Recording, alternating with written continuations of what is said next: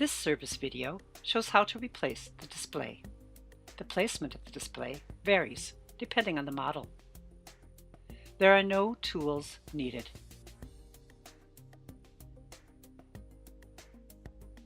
Parts needed: a new display.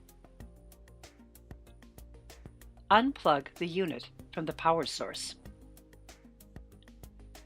To remove the old display, open the top panel to get at the back of it. Pull the plug out of the slot.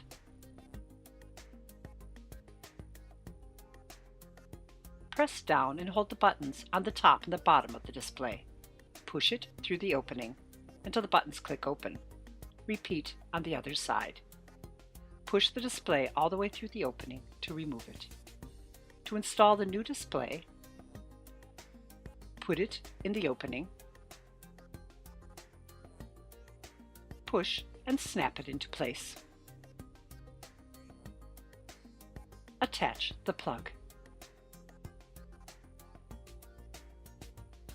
The new display is now installed. It's that simple.